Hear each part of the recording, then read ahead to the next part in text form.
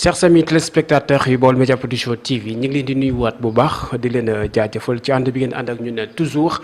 di nuyu nag mbokku Sénégal di nuyu suñu mbokku internet yi di nuyu nag Sénégal jamono jile ci di leen masawu quoi ci li nga xam ni moom moo fi jot a xew ci taw yeeg mbënd mi sonal population Sénégal yëpp ñu ngi ci masawu bu baax. di remercier nag toute équipe bi ma àndal tey fii ci Ndakaaru Dalifort ñu seet si ki nga xam ne moom mooy monsieur Djibril Sène nekk entrepreneur Senbat tey seen émission li may yitteel ci lañ bëgg a waxtaanee lu am solo fas yéene waxtaane ak moom ci li nga xam ne moom mooy problème location yi problème entrepreneur ni muy doxee construction yi ni muy doxee sujet yu bari ñu fas yéene ko yaatal tey ci Baol Média Production TV. ci présentation bi seen émission li ma yitteel ni nga ànd ceeg Babacar Diouf toujours nañ koy defee saa su ne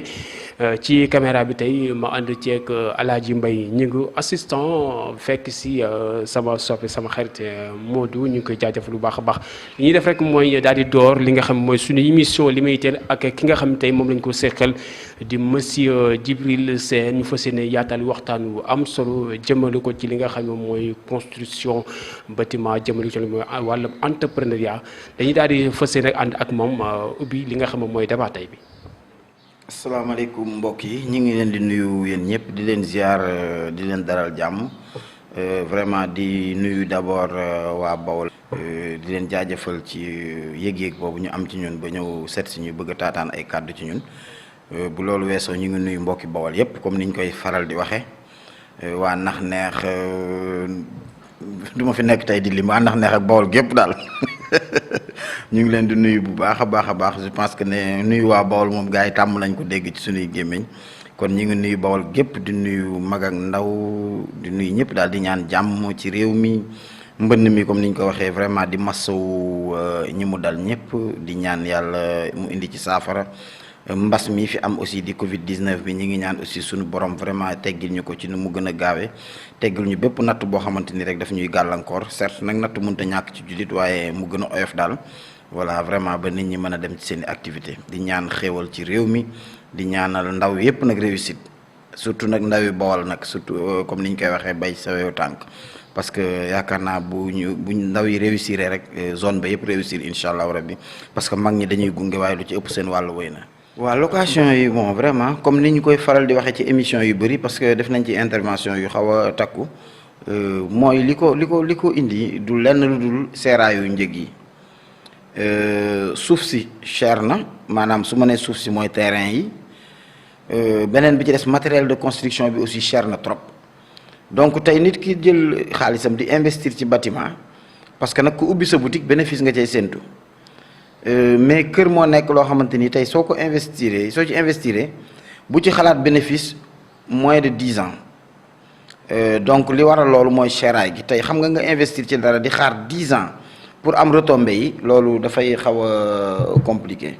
donc vraiment nañu loolu daal moo ñu gën a sonal mooy ciment bu cher bi fer bu cher bi te ciment waroon na mën a yomb Sénégal nag parce que Sénégal am na ñetti cimenterie matériel bi ñuy liggéeyee ciment bi yépp fii lañ koy gase ci réew mi xeer yeeg phosphate bi yépp ci réew mi lay jóge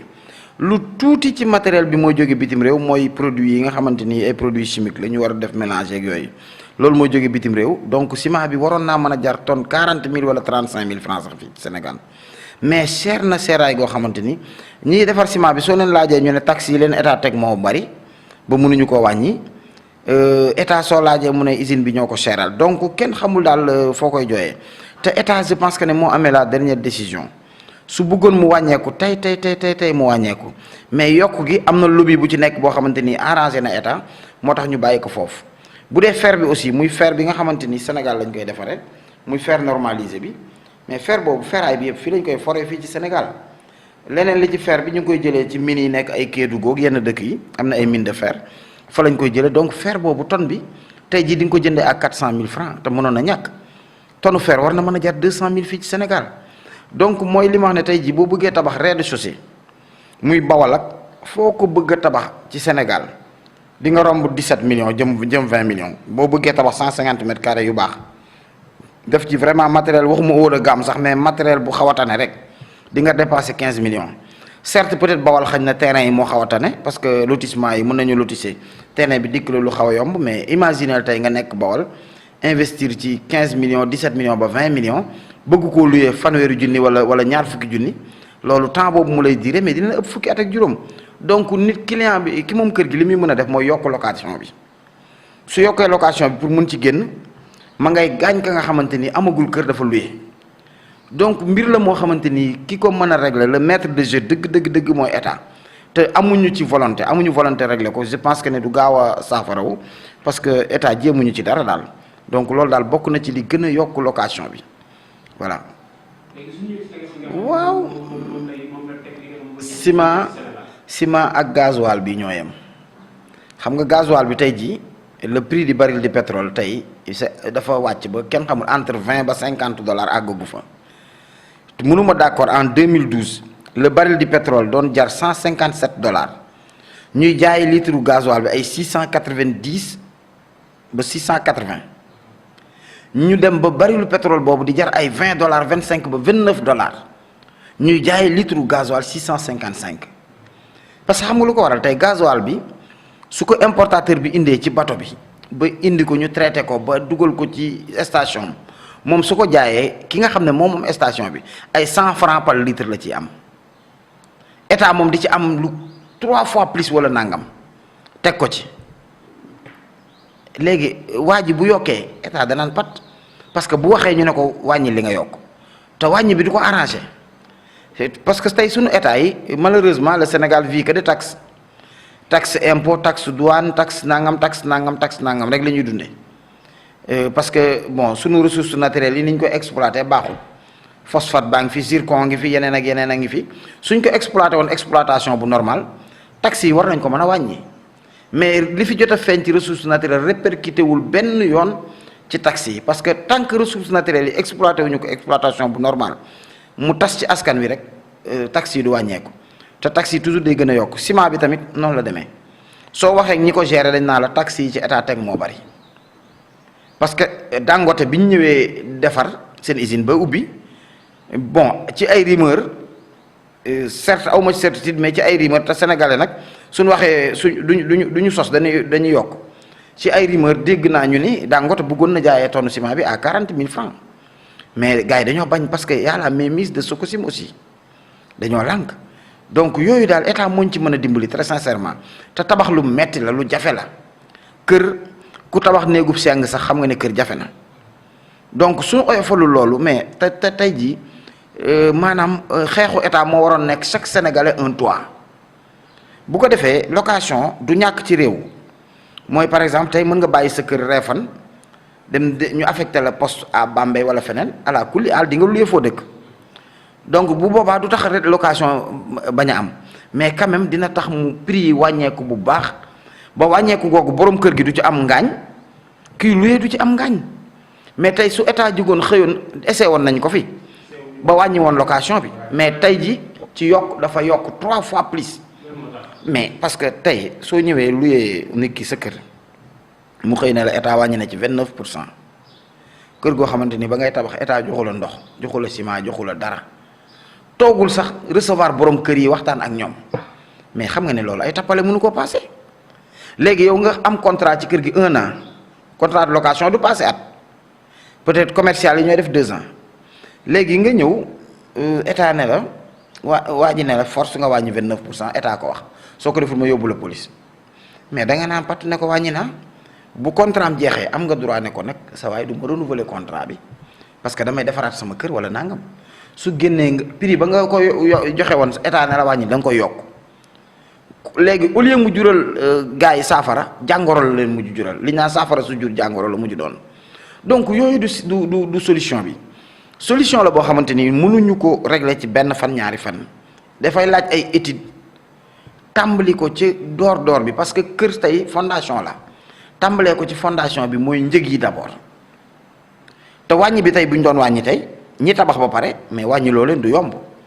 da ngay def un projet par exemple ci ñi nga xam ne ñooy waaj a tabax. nga wàññi leen njëgu matériel bi ñu joué ci loolu ba seen tabax njëg gi wàññeeku bu baax ñu mañ a wàññi location bi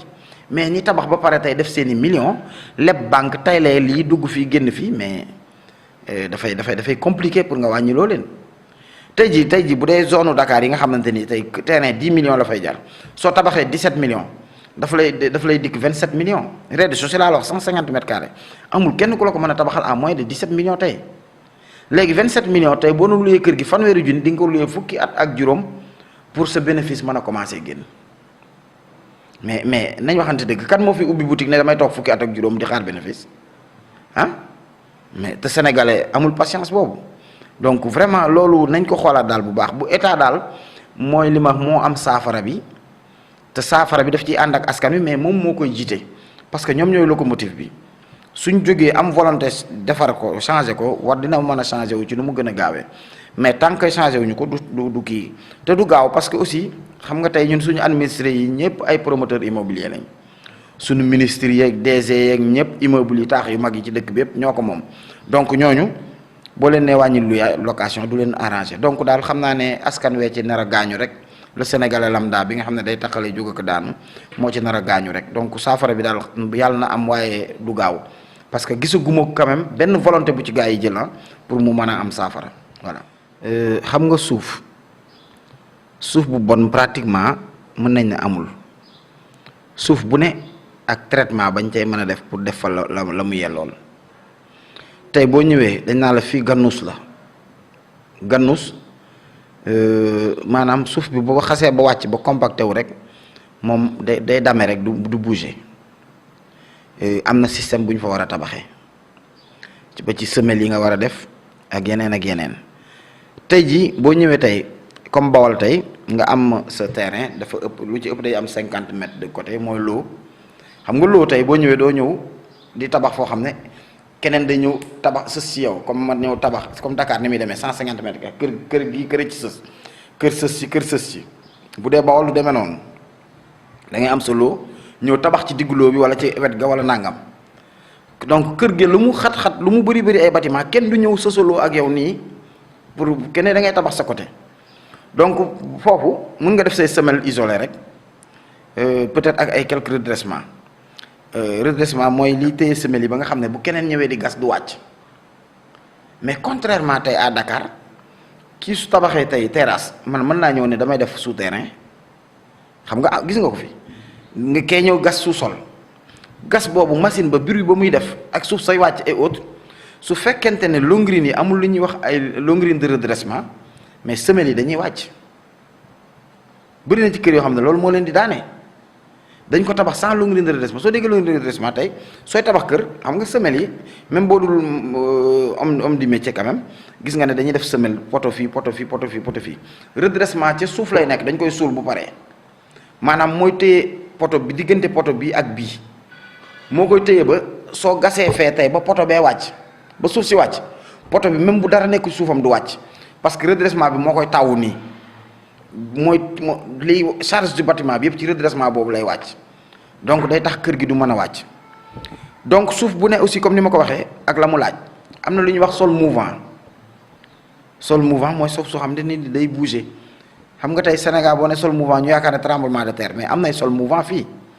am nay zone yoo xamante ni am nay sol mouvant yu mel ni par exemple ay Diamniadio ak yeneen am nay sol mouvant dafa am système bu muy laaj système boobu tey boo ñëwee tabax bâtiment bi comme bâtiment bi mi ngi nekk fii li wër bâtiment bi d'abord da nga koy sécuriser ba bu bëggee bouger rek daf koy bloquer est-ce que comprends nga maanaam bâtiment bi moo nekk lii sa micro bi occupé ci table bi tey mais li ko wër nii tey da nga koy sécuriser ba du bouger est-ce que comprendre nga ainsi de suite boo demee tey dëkk yu mel ni ay Chine mais ñi ngi tabax ci biir géej gi ñi ngi def ay dëkkuwaay ci biir géej gi mais ak système bi tey ji Sénégal dañuy tabax ci xur yi boo ñëwee fii à Dakar lu mel ni ay Kër Massar ak yenn quartiers yi ay Wakhinane et autres ay xur la yoo xam ne dañ ko rembler ay tool la woon ci ay jamono mais tey ji boo rembler tool sa sable din ba mu fees nga tabax mën ngaa toog quelques années yoo xam ne bu tawee mu naan ko parce que sa suuf mandeegul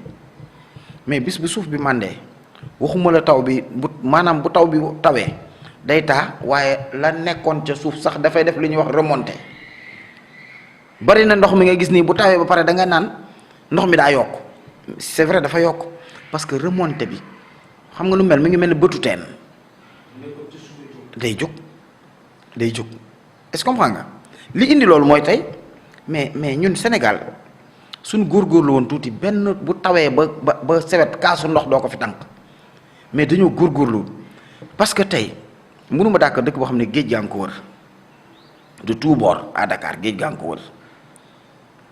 boo ñëwee tey géej gi wër ko mais ana canal yi bassin de rétention yi boo defee ay bassin de rétention yu doy def ay canal su tawee canal yi jox bassin yi ba mu fees su feesee am lu ñuy wax trop plein bi mooy tuyau bi nga xam ne bu feesee ba egsi ci rek day jox géej gi du mas a am retour di ñëwaat te bassin bi dina mën a garder volume mu ndox boo xamante ni kenn xamul lu mu toll su tawee ba fees rek jox géej gi léegi bassin yooyu tey bu feesee jox géej gi nga def ay canalisation kër yi am ay égout système à l'égout et autres mais lu mu kii day jox canal bi jàllale ko mais sànnu tey jii li ñuy def ci plan Orsec bi luy ay camion milliards yu dul jeex mais suñ ko ci defoon mbënn jeex fi ñi ngi naan tey plan Orsec ak yu kenn xamul plan décennal boobu ñuy wax 750 milliards mais xaaj bi sax bu ñu ko defoon ci mbënn mi mu jeex mais volonté bi moo fi amul parce que tey daf leen di arranger mu taw xam nga ñàkk xawma personnalité laa ko mën a tudde xaw ma ñàkk gëm-gëm xaw ma gëma di yàlla xaw ma nu ma ko tuddee mais mënul passé sëñ bi tawam yàlla bi mu yor xiinam yor tawam yor bis ba mu wax heure ba mu koy taw waxtu ba mu koy taw tàggu kenn nga gaare say camion citerne bu tawee ba sewet ñu manque mais li waay gars yi naa yàlla ay ci potum buur da ngay weer ba mu wow mu taw ca kawam loo ca ban boo ŋaccee ba mu jeex mu tawaat ngay ŋacc xaalisu askan wi ngay ŋacc yooyu vraiment ñun dañu maanaam suñu njiit yi damaa yaakaar ne xalaatuñ sax seen diggante ak yàlla parce que loolu dafay ngay gën a appauvrir askan wi te lu ko fi jar poñetum àdduna mi bu taxee nga teg askan wi gàllankoor boo xamante ni yow pour mën a am rek ay retombées yu jógee ci loolu ñëw ci yow mais du mas a jeex géej gi wër Ndakaaru nañ defar ay canal def ay bassin de rétention yu doy dañuy wax naan 10 ans ci ñaari at buñ ci taxawoon mu jóge fi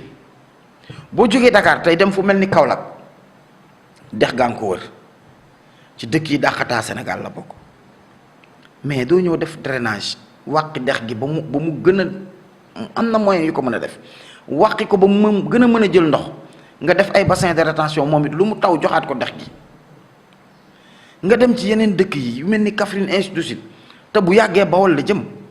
parce que nag joor a fa nekk waaye joor gi bu yàggee màndi te amul fenn fu mu sotti mais day taa parce que agglomération bi lu mu gën a bari certes suñu zone yi xañ na mën na faa yéex a egsi parce que am na àll am na leneen ak leneen mais yu mel ni par exemple ay Xombal Thiès ainsi de suite Diourbel Bambey am na inondation te yooyu yëpp manque de volonté la ba pare tey bassin de rétention yooyu ñaari mbir ci nekk mën na la amal utilité nga sa ndoxu taw du taa ci sa benn dëkk mais bassin yooyu ndox moom su paree mais ñi def maraîchage nga def de telle sorte ay système de pompage ñu jox leen ay terre mais ñu ciy bay noor ak nawet soo demee ci dëkk yi am volonté liggéey mais noonu la ñuy def dañuy am bassin yoo xamante ni xoolal noor ak nawet dañ ciy bay est-ce que loolu tey bu amoon ci zone yu mel ni ay Bambey Bawol ainsi de suite dina soxla Bawol bi su bayee ñetti weer rek takkab saagam ñëw Ndakaaru mais du ko soxla parce que tey soo bayee noor muy sa nawet sa gerte ak sa dugub ñebbe ainsi de suite soo paree ba jaay leen ci gerte gi su dee yaa nga toog dëkk ba mais mën ngaa jënd sa ñaari nag ñetti nag ñeent yeew sa quelque xar yeew di xëy nag di arroser ci sa jardin di bay sa kaaneeg say culture maraîchère yoo xamante ni chaque samedi da ngay mën a dem jaayi ko Tuubaatul dem Mbaafay dem feneen dem Bambey séeréer ah bu ngoon jotee nga ñëw fanaan si sa kër bu ko defee guddi kenn du mën a ñëw di dajji say nag wala say xar di ko yóbbu est-ce que loolu dina tax tey ak booloo bi ñu dajaloo Ndakaaru nga xam ne aw tur doo nga fi nekk presque mais day wàññeeku te su wàññeeku ñenn ñii fii tamit dina seen koom-koom dina gën a yokk parce que lu fukk daan bokk bu ko ñett bokkee mais day gën a yokk. voilà yàlla dogal na man 45 départements Sénégal yëpp def naa ko bien avant sax may nekk entrepreneur mais ma nekkoon employé ci ay entreprise parce que bëri na entreprise yu mag yu nekk ci dëkk bi jaar naa fa yenn yi nekk naa fa comme conducteur de travaux chef de chantier et autres et autres. Sénégal moom ba fin fond du Sénégal Fouta ak partout amul fu ma fi demul ci cadre liggéey bi même ci sous-région bi sous-région bi def naa Mali def naa Mauritanie def naa Gambie def naa les 2 Guinée def naa Burkina pas mal de dëkk yoo xamante ni vraiment dem naa fa ci cadre liggéey bi wax dëgg yàlla waaw te ci domaine u BTP rek nag moom fa yóbbu woon sincèrement ñi nga xam ne ñoo may jox ay projet quoi ay marché waaw man ñun dañuy postuler rek ci DRP ouverte yi li ñuy wax DRP ouverte demande de renseignement de prix ouverte boo xam ne yow ku mu neex mën nga bokk léegi nag dafa am ay critères de sélection critères yi mooy bon ñoom ñoo marché waa marché public ñooy xool dossier bi gën a baax bi ñu jàpp ne yelloon na pour liggéey bi ñu jox leen ko ñu liggéey ko donc critères yooyu la ñuy joxe marché yi wax dëgg yàlla y a pas mal de marché quand même yoo xam ne ñu ngi ciy postuler des fois yàlla defal ñu xéewal ñu gagné ko voilà ci ministère yu bëri ay agriculture rek yu ci bëri projet yu bëri vraiment ñu ngi ciy yëngu ba ci éducation nationale et autres quand même ñu ngi ciy postuler ci ay marché public di ko gagné di liggéey des fois nag lu ëpp ci li ñuy postuler duñ ko gagné waaye daal li ci suñu wërsëg ñu ngi ko ci am di ko bokk aussi ak jaami yàlla yi mooy ndaw yi nga xamante ni vraiment ñoo ñu wër ñu nekk ak ñoom di liggéey quand même ñi ngi koy bokk ak ñoom kenn ku ci ne quand même di ci am sa wërsëg daal. d'accord bala ñoo ñëw sax ci volet social boobu quand même bëgg naa ñëwaat tuuti ci wàllu entrepreneuriat bi pour waxtaan ci tuuti rek ak la jeunesse di leen xamal ne nit il faut nga commencer pour nekk commencer c'est de zéro au sommet. di xamal ni jeunes yi nekk il faut que ñuy démarrer quelque chose démarrer ak la nga tollool ma nettali la rek benn anecdote man dem naa ci benn projet amoon naa contrat Mauritanie à Nouakchott benn projet bu ma yóbbu woon foofu benn kii bu ñuy wax Kitano Construction Corps benn entreprise japonaise la ñoom fa yóbbu woon ci école japonais yi au niveau de Nouakchott comme conducteur de travaux. Bon ñu nekk fa bi ñu fa nekkee ba benn moment coup d'état am fa mooy période Eli ak Mawia bi coup d'état bi amee projet bi arrêté xam nga étranger yi dañu ragal ñoom bu yooyu amee rek dañuy dem ñibbi ñu ñibbi bon bi ñu ñibbee ñun ñu toog ñu ne ñu def arrêt quoi ñu ne nañ xaar bi ñu xaaree ba arrêt bi romb ñoom ñëwuñu te ñun bon li ñu amoon yónnee nañ ko mu njaboot gi fii et autres di xaarale ne mënuñu woon ñibbi si noonu ñu ne nañ ut liggéey ñëw naa ci benn entreprise di ut si liggéey bi ma ñëwee ci entreprise boobu dama ñëw gisanteeg le directeur mu boole ma ak directeur technique bi ma ne ko waa dama ñëw pour ut si liggéey affaire yooyu quoi comme conducteur des travaux wan ko sama CV sama jaar-jaar et autres quoi mu ne ma non ñun kii rek lañ soxla manœuvre. mu ne ko bon mu ne ma ne ko amul benn problème je suis apte pour def manœuvre mu ne ma bi ma ko waxee dana ma bon ma ne ko waaw pour moom damay caaxaan mu ne ma donc demain tu viens suba gi ma xëy 7 heures buntu bureau la ma fekk bi mu ñëwee dugal ma ci oto mu yóbbu ma ci benn chantier bu ñuy wax Palais du Peuple boobu ñoom ñi ngi liggéey Palais du Peuple Nouakchott benn entreprise bu ñuy wax Samco TP ñoo ko doon liggéey bi ma yóbboo foofu comme manœuvre ma xëy. def fa 10 jours yu saf-saf pic pelle mélangé góor yàlla naa nag di doomi bawal aussi te xam nga bawal wax dëgg yàlla dañu yar ci liggéey mais aspect technique bi saa bu ñëwee day fekk may jubbanti le conducteur de travaux ci aspect technique bi pour wax la ne nit ki bu rëyee def dara ci biir loolu entreprise boobu dem naa ba nekk fa adjoint directeur technique liggéey fa lu bëri te loolu bu ma ñëwoon ne leen du ma def nangam parce que nangam du ma ko fa am. Donc suñu ndaw yi ñi jàng am les diplômés et autres il faut que ñu wàcc def dara est-ce que comprends nga pourquoi pas sax mën nga dem ci entreprise tey ne ko dama ñëw pour stage wala liggéey mu ne la non nangam nga ne ko mais amul problème man naay xëy sax di liggéey si même si c'est pas rémunéré mais fii entreprise yëpp c'est des capitalistes soo ñëwee tey di xëy sans rémunération wala dara ñu gis que ne yow mii kat am nga njariñ mais dañ naan attends kii nañ ko téye dañ lay téye embauché la nga liggéey mais su fekkente ne da ngaa jàng ba pare toog kër gi ak say diplôme ñu naan diw daa jàng ba ami diplôme wala nangam ak nangam mais te demoo wuti dara du sotti. kon daal ndaw yi dama leen di conseiller ci foofu nañu jéem ci dara même soo amul liggéey pourquoi pas dëkk ba nga créer fa sa petite entreprise sa élevage wala leneen ah investir ci dara jéem a di taqale ba mu taxaw mais boo xoolee tey lu mel ni ay Papa Ngom Sedima mi mais 60 000 francs la démarré tey jii sunu étudiants yi jàng ba pare koo ci jox 60 000 ne ko commencé la danaan da nga maa yab donc vraiment foofu daal maa ngi ciy woon ndaw yi ñun amaguñu dara dañuy taqale rek waaye nous sommes partis aussi de rien di taqale ba egsi peut-être ci yenn niveau yu ñu egsi parce que am du dojale alal am nit ñi la relation ak yooyu donc il faut que daal ndaw yi jéem a changer comportement par rapport à ça loolu moom en tant que seen grand frère dama leen ciy ñaax nañu xoolaat bu baax seen taxawaay ci côté boobu waxuma ko pour xas kenn wala pour xeeb kenn wala dara mais comme samay rakk la ñenn ñi samay jarbaat ñi samay doom ma leen koy wax surtout nag ñi ma ko sañ a wax muy sunu waa mbokk Bawol yi nañu jublu ci côté boobu vraiment nañ ci taxaw ba pare njàng mi aussi nañu wut ay spécialisation lu ci ëpp dañ naan diw am na licence am na master dem ci faculté yi toog fa jëmale abadan mais def une formation même su dee da ngay génn ak diplôme technicien supérieur ñu ne telle personne est qualifiée en telle et telle matière tey soo ñëwee ne grand kat lii mooy sama domaine ci lii laa jàng am naa ci qualification mais même bu dul sama domaine du ma ñàkk relation bu ma xam boo xamante ni mën naa fexe kat nekk kii sama rakk la nangam ak nangam dugal ko ci mu liggéey mais boo ñëwee rek lal basang jàng def naa tant d'années université et autres loolu bokk na ci li ñuy tardeel te volonté yooyu aussi état am na ci kii parce que formation professionnelle dañ ko war a dugal dès le collège nga xam ne nit ki suy am BFEM ba bi muy ami bac bi bu ko amee rek day dem liggéey ci biir liggéey ba mën nay liggéey di dolliwaat di jàngaat su bëggee yokk niveau diplôme am donc vraiment maa ngi ciy conseiller quand même sunu mbokk yi daal nañ ci gën a taxaw daal farluwaat ci parce que daal fii foog nga jéem dara pour mën a am àgg ci benn niveau bi quoi voilà Bawol nag yaa caaralul mais xañ na des fois piste yi mooy brouillé ba gars yi duñu xam fan la ñu war a jaar voilà loolu la quoi donc merci. waa entreprise bi bu dee emploi direct moom lu mu dee on fait travailler 60 personnes emploi indirect yi bon macha allah am na quand même ci chantier yi parce que benn chantier rek mën naa utiliser 30 personnes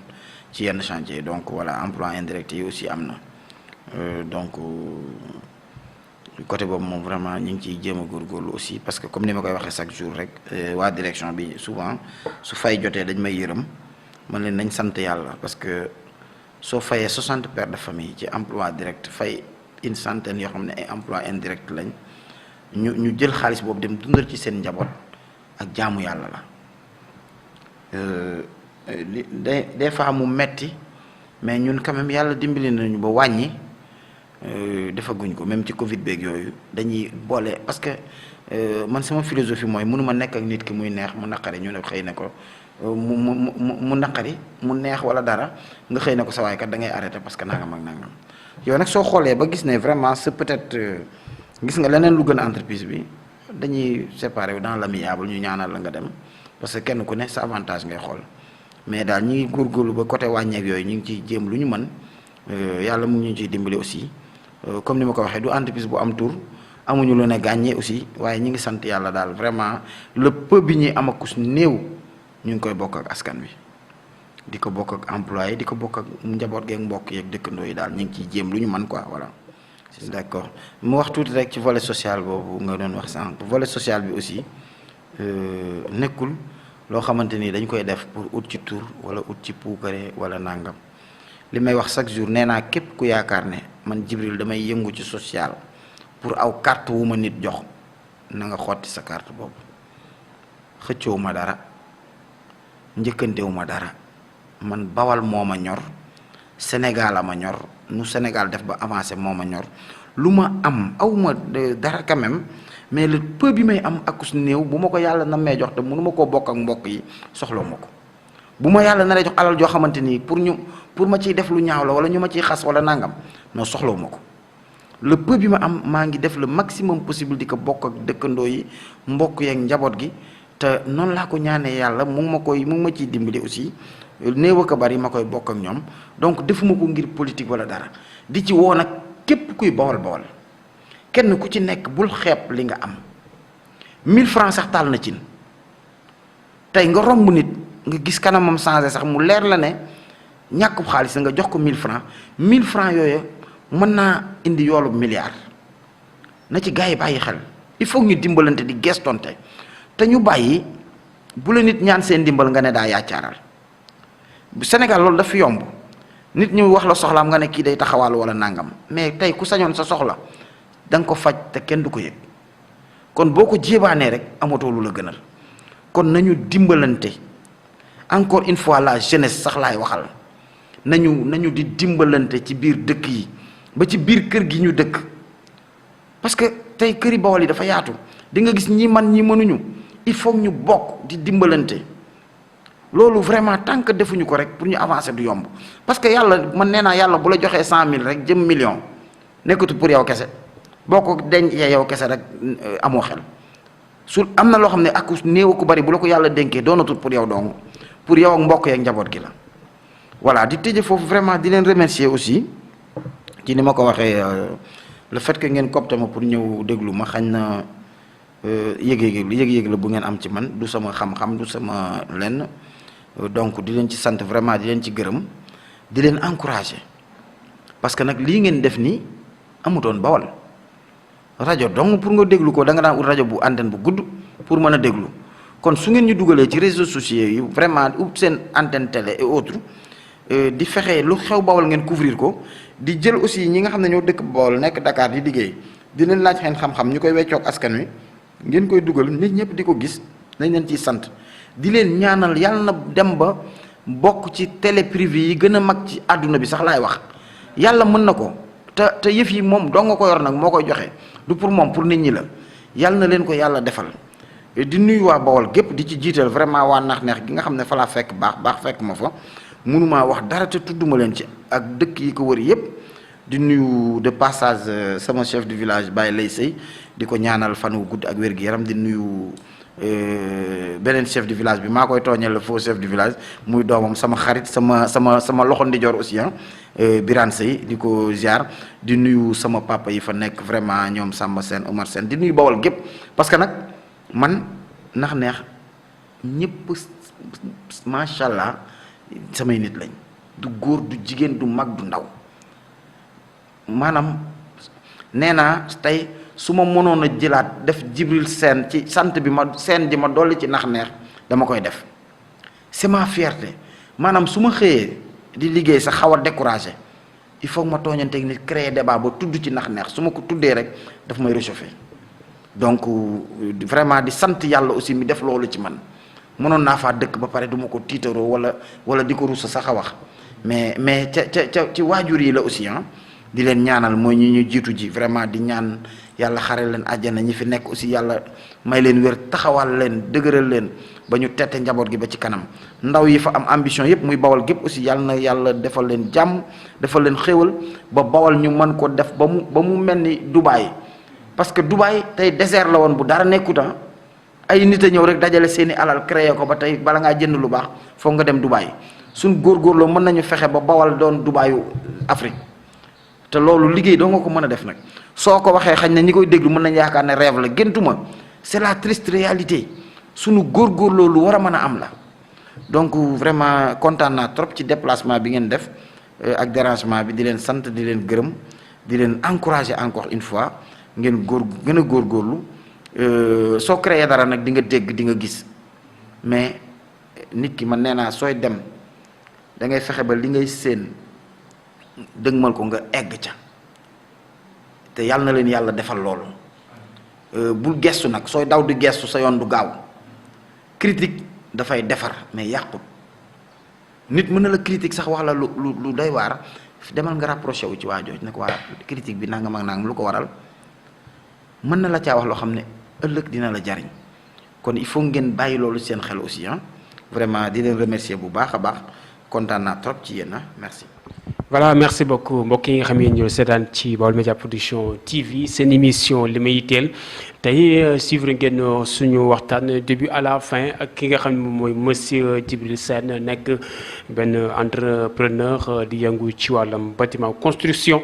te ñu amoon waxtaan bu am solo di ko remercier nag bu baax a baax encore une fois di ko jaajëfal ci yombal gi nga xam ni yombal nañu ko tey ñu fas yéene ñëw teew fii seq ak moom waxtaan sottante ay xalaat ci xam-xam bi nga xam ne joxe na ko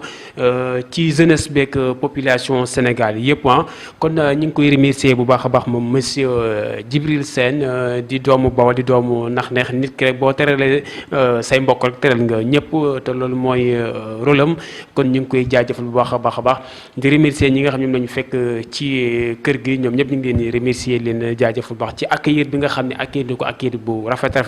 merci beaucoup monsieur Djibril Sène Baol Média Production TV la woon ak yéen fii tey ci